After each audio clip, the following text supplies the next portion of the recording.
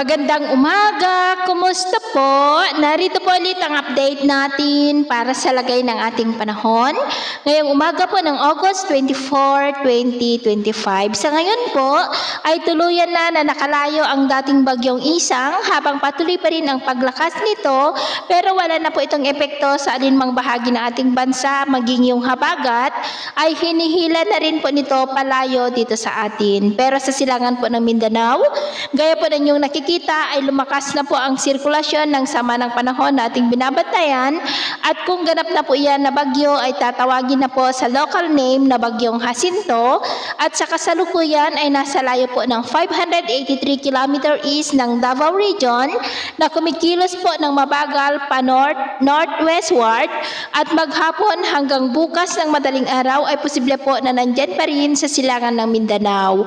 Bukas ng gabi may posibilidad na tatama po yan dyan po sa may Samar provinces o kaya naman ay dyan lamang sa silangang baybay ng Mindanao at Visayas na manghahatak ng habagat na magpapaulan sa mas malaking bahagi ng ating bansa lalo na po sa kanlurang bahagi na banta naman dito po sa Northern Luzon pero paalala lamang po na posible pa na magbago ang forecast na ito kaya patuloy po tayong mag-antabay sa mga susunod na updates at ito nga ang pinapakita ng forecast model natin pong ginagamit hanggang po sa susunod na 2 linggo.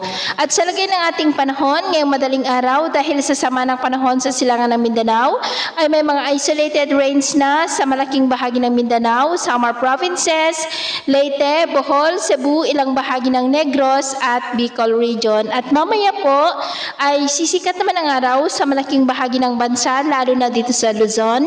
Pero dahil sa sama ng panahon sa silangan ng Mindanao ay maulap na ang kalangitan with isolated rains sa may Davao region, ilang bahagi ng Northern Mindanao, Caraga, Tawi-Tawi, Holosulu, Eastern Samar, Leyte, Bohol, Cebu, Hinobaan, Dumaguete, Masbate at apektado naman ng habagat ang Palawan. At mamayang hapon, mas maraming lugar ulit ang makakaranas ng mas maulap na kalangitan with isolated rains kaya mag-ingat po tayo sa posibleng banta pa rin ng mga pagbaha at pagguho ng lupa. At sa atin naman po mga baybayin, wala naman po tayong nakataas na namang gale warning signals pero iba yung pag-iingat lamang po kung papalaot tayo para mas makaiwas sa mga sakunang pangkaragatan.